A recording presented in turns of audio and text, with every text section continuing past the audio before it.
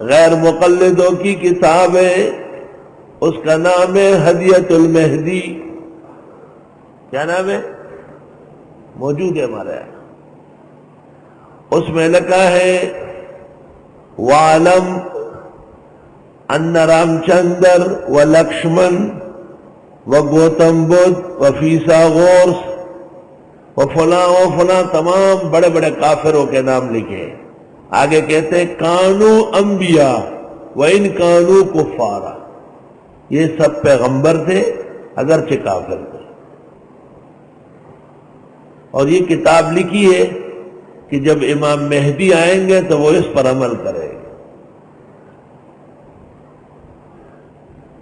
توبہ توبہ، یہ غیر مقلدوں کے بڑے لا یعلمون شیئا ولا یہتدون، نہ ان میں علم تھا اور نہ ہی ایمان والے تھے، اس لیے فضول بات کرتے تھے۔ اس آیت سے لقمان سلفی نے اور دوسرے جوناگڑیوں نے استدلال کیا ہے کہ ائمہ اجتہاد کی تقلید ناجائز ہے، مگر عقل نہیں ہے۔ اس سے تو جواز معلوم ہوا ہے کہ جن بزرگوں کا علم کامل ہے اور ہدایت میں راسخ ہے وہ قابل تقلید لوگ ہیں۔ شیخ الاسلام ابن تیمیہ نے کتاب لکھی ہے رفع الملام عن الائمۃ الاعلام، اور اس میں اماموں کی تقلید اور ان کے اجتہاد کا اتباع وجوباً ثابت کیا ہے۔ بعض لوگ علماء کو کہتے ہیں قرآن و سنت کی روشنی میں جواب دیں، جواب صرف قرآن و سنت سے، تو آپ اس کا جواب اس طرح دیں، آپ اس کو کہیں کہ آپ اپنے سوال بھی قرآن و سنت کی روشنی میں بنا لیں۔ یہ کون سی کتاب میں ہے کہ جواب قرآن و سنت کا اور سوال کہیں سے بھی آپ گٹر لائن سے نکال لیں؟ آپ انہیں کہیں کہ آپ اپنا سوال قرآن شریف یا سنت کے مطابق بنا کے لے آئے۔ جب سوال تم نے اپنے خانہ ساز بنایا ہے تو اس کا جواب بھی اسی طرز کا ہونا ضروری ہے۔ بعض لوگ جب پوچھتے ہیں قرآن و سنت تو ہمارے بزرگ مخدوم مولانا لدھیانوی لکھتے تھے کہ قرآن کریم یا سنت میں اس کی رہنمائی نہیں ہے، البتہ فقہ میں نے جا کے کہا، میں نے کہا یہ غلط جواب دیا جا رہا، عوام فقہ کو قرآن و سنت کہتے، آپ کنز قدوری عالمگیری سے جواب لکھے، یہ قرآن و سنت کا جواب ہے۔ قد سہلا قوم من قبلکم، یقیناً پوچھ چکے تھے اور لوگ بھی تم سے پہلے، ثم اصبحوا بہا کافرین، پھر ہو گئے وہ اس کے منکر۔ ما جعل اللہ من بحیرۃ، نہیں بنایا اللہ تعالیٰ نے بحیرے کو، ولا صائبہ، نہ صائبے کو، ولا وسیلہ اور نہ وسیلے کو، ولا حام اور نہ حام کو۔ اللہ نے ان چیزوں کو محترم نہیں بنایا، یہ تو آپ نے اپنی طرف سے بنایا ہے۔ بخاری شریف میں کتاب التفسیر میں سعید ابن مسیب جلیل القدر تابعی نے اس کی جو تفسیر نقل کی ہے وہ یہ ہے کہ بحیرہ اس جانور کو کہتے تھے جو بتوں کے نام پہ چھوڑا جاتا تھا،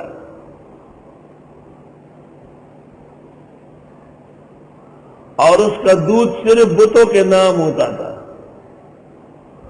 مندروں میں دودھ جاتا تھا، ویسے لوگ اس دودھ کو کام میں نہیں لاتے تھے۔ بحیرہ مندر اور بتوں کے نام کی نیاز، اور صائبہ جو جانور بتوں کے نام پر ہو، جیسے ہمارے زمانے میں سانڈ، ایک جانور ہندوستان میں چھوڑتے ہیں، سانڈ فلاں مندر کا ہے، بازاروں میں پھرتا ہے، کئی سبزیاں کھاتا ہے، کئی مٹھائیاں کھاتا ہے، کوئی اس کو روک نہیں سکتا۔ اور وسیلہ اس اونٹنی کو کہتے ہیں جو مسلسل مادیاں جنے، درمیان میں کوئی نر پیدا نہ ہو. وسیلہ وہ اونٹنی جو مسلسل بچیاں دے، درمیان میں کوئی بچہ نہ ہو، وہ بھی ان کے ہاں محترم ہوتی ہے. اور حام جیسے جانوروں کا شیخ الاسلام، وہ اونٹ جو مسلسل ایک خاص عدد تک جفتی کر لے اور کئی اونٹنیاں اس کی وجہ سے بیا جائے، بعد میں اس کو بالکل آرام سے چھوڑ دیتے ہیں کہ جاؤ تم اس پورے ریوڑ کے شیخ الاسلام ہو، کھاؤ پیو اور حساب مت کرو، حساب مت مانو.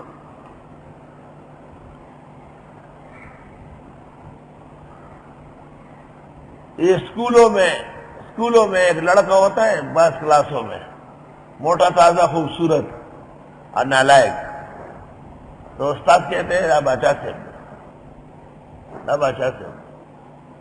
سے مدرسے یعنی کدو سے آپ کدو کریلا سے ناستے یہ خان دیا الکان پاسی جوابوں نے کہیں دے غلو بوجھے سے ناستے بچا سے میرے کا بچا سے مطلب مشران ہوتا ہوئی تد نالائکہ تا باچا ویدہ غلطہ خبر باچاگان خو اغیز دکا بزرگان ہوتا ہوئی چخپل مشران بیگانا زیادہ ہم باچا دے باچا سے بغتا ہوئی کہ اغتش نان بخور و ڈر بزر دے اغتا باچا ہوئی دا حام دے. یہ 4 طرح کی نظریں بتوں کے نام ہوتی تھی. علماء کہتے ہیں کہ لوگوں کے کرنے سے یہ بتوں کی چیزیں نہیں بنی اور ان کا کھانا حلال ہے. توجہ کر لو ذرا. جواب یہ ہے کہ اگر یہ اسی طرح کٹ گئے اسی رسم میں پھر تو نذور لغیر اللہ حرام ناجائز، اور اگر اس سے پہلے کہ یہ کٹ جاتے اور ان کی نامزدگی تبدیل کر لی گئی تو کوئی شک نہیں کہ یہ درست ہے اور ان سے خباثت دور ہو گئی. نہیں بنایا اللہ نے بحیرے کو، نہ صاحبے کو، نہ وسیلے کو، نہ حام کو، ولیکن الذین کفروا، لیکن کافر لوگ یفترون علی اللہ الکذب، گڑتے ہیں اللہ پر جھوٹ، وَأَكْثَرُهُمْ لَا يَعْقِلُونَ، اور اکثر ان کے بے عقل ہیں. وَإِذَا قِيلَ لَهُمْ تَعَالَوْا إِلَى مَا أَنزَلَ اللَّهُ، اور جب کہا جاتا ہے ان سے آ جاؤ اس کی طرف جو اتارا اللہ نے، وَإِلَى الرَّسُولِ، اور پیغمبر کی خدمت میں آؤ، قالوا یہ کہتے ہیں حسبنا ما وجدنا علیہ آباءنا، کافی ہے ہمارے لیے کہ پایا ہم نے اس پر اپنے بڑوں کو. اولو کان آباؤہم لا یعلمون شیئا ولا یہتدون، اگرچہ تھے ان کے بڑے کہ جانتے نہیں تھے کچھ بھی اور نہ وہ ہدایت والے تھے.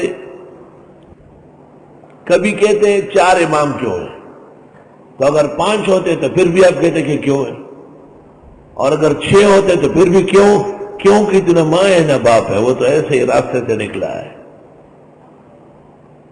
اور اگر آپ سے کوئی پوچھے کہ صحائے ستہ کیوں ہے تو پھر کیا جواب دو گے؟